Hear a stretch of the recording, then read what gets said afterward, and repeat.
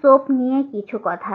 তো অনেকেরই আছে ব্রণ, কিন্তু তারা ফর্সা হতে চান, এরকম প্রবলেম অনেকেরই সমস্যা রয়েছে। তো ব্রণযুক্ত অ্যালার্জিযুক্ত ত্বকের জন্য বলবো নিম সাবানটার থেকে বেটার সলিউশন, কিংবা অ্যালার্জিযুক্ত চেহারার জন্য নিম সাবান এবং নিম সাবানের যে কম্বোটা, এটার থেকে বেটার সলিউশন কিছুই নেই। আগে আপনি আপনার স্কিনটাকে হেলদি করুন ভাই, তারপর আপনি আপনার স্কিনটাকে কিভাবে গ্লো করবেন সেই চিন্তা করুন। আমাদের বাংলাদেশের মানুষের প্রবলেম কি, আমরা সবার আগে ফর্সা হতে চাই।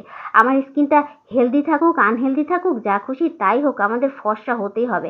বিভিন্ন ধরনের কেমিক্যাল লাগিয়ে চেহারার 12টা বাজিয়ে দেই, অ্যাসিড দিয়ে পোড়ায় ফেলি, তারপরও চামড়া উঠাই হলেও আমাদের কোরিয়ানদের মতন ফর্সা হতে হবে। কখনোই চিন্তা নাই যে চেহারাটাকে হেলদি করতে হবে, গ্লোসি করতে হবে, যেন আমি কালো হলেও আমার চেহারাটা গ্লো করে, সেই চিন্তাটা কারো মাথায় নেই। তো যাদের ব্রণের প্রবলেম তারা কেন নিম সোপটা এখনও নিচ্ছেন না?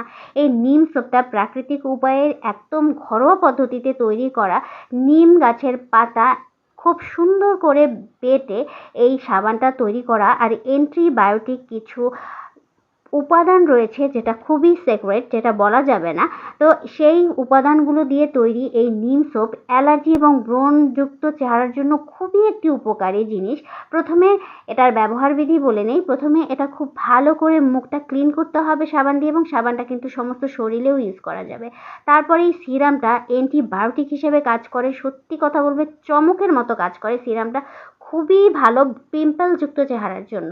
তো পিম্পলগুলো খুব ভালো করে বের করে পিম্পলের শ্বাস, তারপরে আপনার সিরামটা লাগাতে হবে এবং লাগিয়ে রেখে দিতে হবে, এবং তার উপরে আপনারা এই ক্রিমটা ইউজ করবেন পিম্পলের দাগ যাওয়ার জন্য। তো নিম কম্বোটা, নিম ক্রিম, নিম সিরাম এবং নিম সাবান অবশ্যই যাদের পিম্পলযুক্ত চেহারা তাদের জন্য একটা বেস্ট সলিউশন। তো আগেই আপনারা ফর্সা হতে না চেয়ে আপনাদের উচিত আগে চেহারাটাকে ক্লিন করা, চেহারাটা ক্লিন করে সুন্দর করে হেলদি করে তারপর আপনাদের গ্লোর কথা চিন্তা করা উচিত।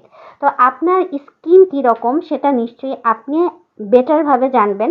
আপনার যে স্কিনের জন্য যে প্রোডাক্টটি দরকার সেই প্রোডাক্টটি নেন, নট ফর স্যাফরন সোপ। এটা খুব ভাইরাল দেখে এটাকেই কিনতে হবে এবং এটাকে ঘষলেই আপনি মহারূপবতী হয়ে যাবেন, এইটা চিন্তা করাটা ঠিক না। আসলে আপনার স্কিনের জন্য যে প্রোডাক্টটি সব থেকে গুরুত্বপূর্ণ, সব থেকে ভালো, সেই প্রোডাক্টটি ইউজ করুন। আপনার স্কিন হোক হেলদি, আপনার স্কিন হোক স্বাস্থ্যোজ্জ্বল, এবং আপনার স্কিন হোক খুব খুব খুব ময়েশ্চারাইজ, সেটাই আশা করব। তো আজকের ভিডিওটি এই পর্যন্ত।